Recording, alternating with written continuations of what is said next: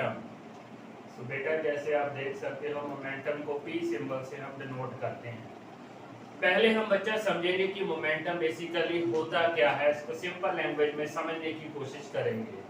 बेटा आप जैसे क्रिकेट तो देखते होंगे, आईपीएल के मैचेस भी आपने देखे होंगे, रोहित शर्मा की कई बार आपने बैटिंग देखी होगी कि फर्स्ट मैच में उसने हाफ सेंचुरी बनाई है, सेकंड में फिर सेंचुरी बनाई है, थर्ड में फिर 70-80 रन बनाए हैं। उस प्लेयर में बेटा को फॉर्म आ जाती है, फॉर्म।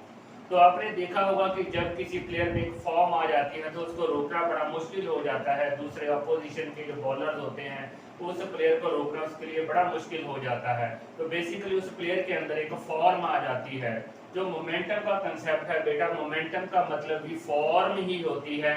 वो फॉर्म किस चीज की है, देखो यहाँ पे स्पेशल लिखा है फॉर्म ऑफ मोशन। जब किसी ऑब्जेक्ट के अंदर मोशन की फॉर्म बहुत ज्यादा हो जाती है तो हम कहते हैं कि उसके अंदर जो मोमेंटम है, क्वांटिटी ऑफ मोशन है, जो बहुत ज्यादा आ चुका है।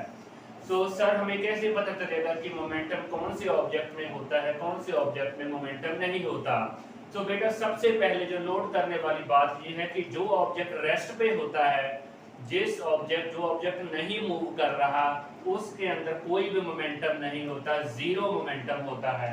यहाँ पे आप देख सकते हो ब्लैक बोर्ड के ऊपर ये कुछ मैंने एग्जांपल्स लिखी हुई हैं। कोई भी हमारा रनिंग व्हीकल है, जैसे फॉर एग्जांपल मूविंग ट्रेन है, हमारा कोई पंखा चल रहा है, रनिंग फैन है, सिमिलरली कोई मूविंग बुलेट है, या हमारा कोई मूविंग स्टोन है, इन ऐसे सारे ऑब्जेक्ट्स के पास क्योंकि एक वेलोसिटी है तो इनके पास डेफिनेटली एक मोमेंटम है। तो बेटा आप क्लियरली ब्लैक बोर्ड के ऊपर देख सकते हो, देखो मोमेंटम में हमारी जो लास्ट टू टर्म्स हैं u एंड v, यहीं से हमें पता चल जाता है कि मोमेंटम के लिए क्या इंपॉर्टेंट होना चाहिए।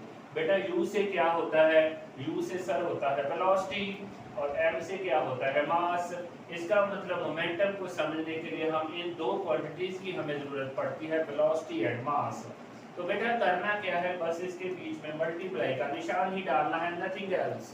तो जैसे देखिए momentum is equal to mass into velocity, मैंने मल्टीप्लाई का निशान डाल दिया है। यही बेसिक डेफिनेशन है मोमेंटम की, मास इनटू वेलोसिटी।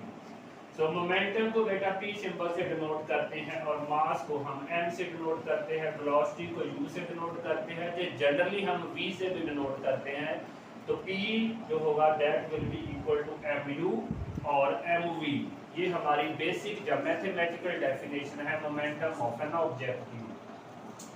तो सर हमें इस मोमेंटम से बेसिकली पता क्या चलता है बेटा, मोमेंटम से हमें ये पता चलता है कि कोई ऑब्जेक्ट जो है कितनी फोर्स एक्सर्ट कर सकता है।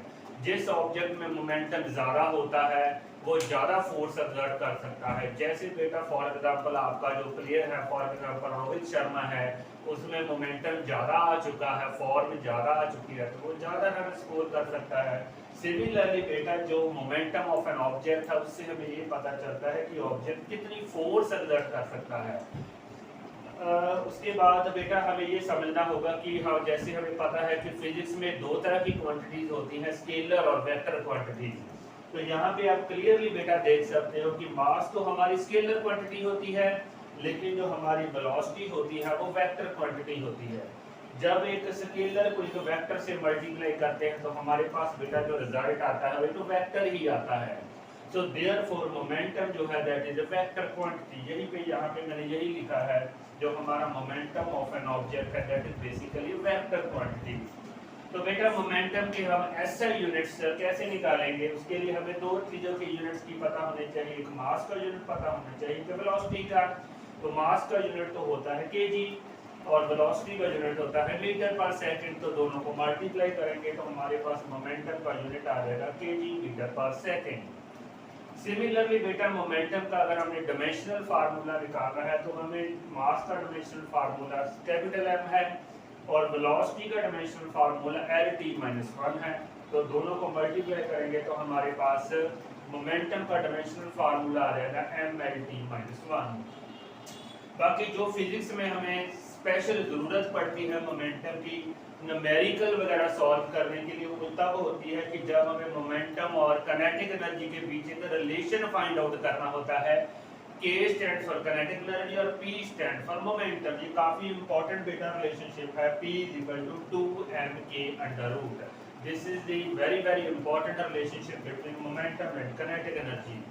So I hope कि बेटा आपको कुछ मोमेंटम के बारे में ब्रीफ सी इंफॉर्मेशन मिली होगी जो हमें जनरली ज़रूरत पड़ती है जब हम डिस्कशन करते हैं न्यूमेरिकल्स की या और पोर्शन थ्योरी पोर्शन की।